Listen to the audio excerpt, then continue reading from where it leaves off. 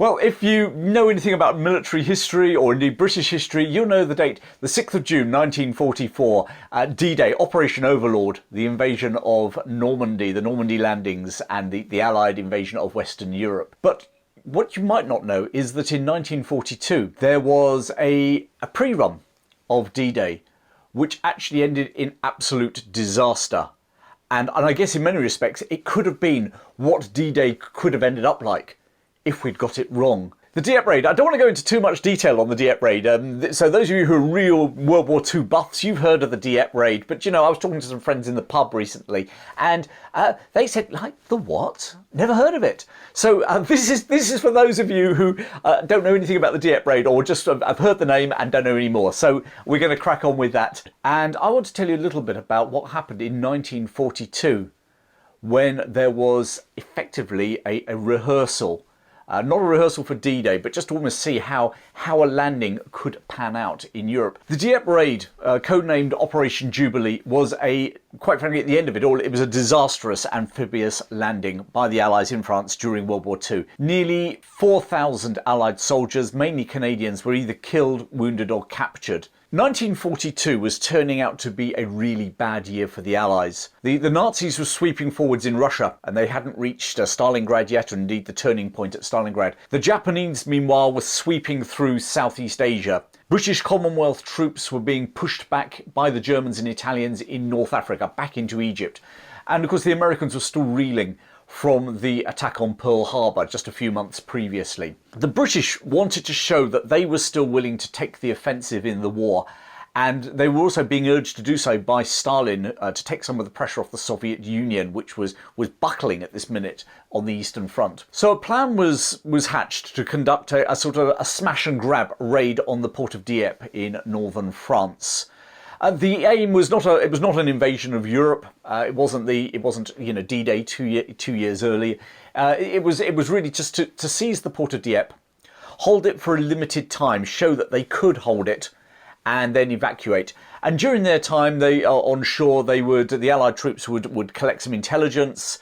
They would destroy some German military infrastructure. So what it really was a limited effort, and it really was to just prove that they were still in the war, prove that you could have an amphibious landing, and indeed and learn for the future. The Canadian government were keen that their troops played a role in the war, which so far had been limited to Canadian participation in the Battle of Hong Kong a few months previously. So the majority of the raiding force was actually made up of Canadian troops. Initially, Operation Jubilee was planned for early July 1942, but for a month bad weather and the need for a high tide to come in over the defences meant that they had to postpone. British General Montgomery insisted that the plan was shelved. The more it was delayed, the more likely the Germans were to find out about it. Now, one of Montgomery's strengths, or maybe it was a weakness depending, was he could be a tenacious pain in the backside,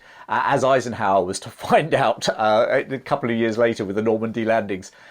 However, and he was banging on and on and on about we can't do Dieppe.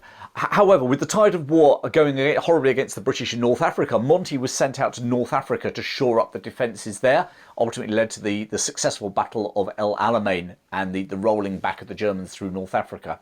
And meanwhile, the overall command for Dieppe was left with Lord Mountbatten, who, without Monty giving him loads of grief, felt that the raid should go ahead, despite it being delayed. So eventually the Dieppe Raid took place just before 0400 hours on the 19th of August 1942. 5,000 Canadians, 1,000 British and 50 US Rangers were to land at 5 different points along a 16-kilometre, 10-mile front either side of the port of Dieppe, and then work their way into Dieppe itself. Things started to go horribly wrong from the word go. The ships on the eastern flank ran into a German naval convoy, and the ensuing firefight alerted the Germans on the shore that something was happening out there at sea. The result was a complete disaster.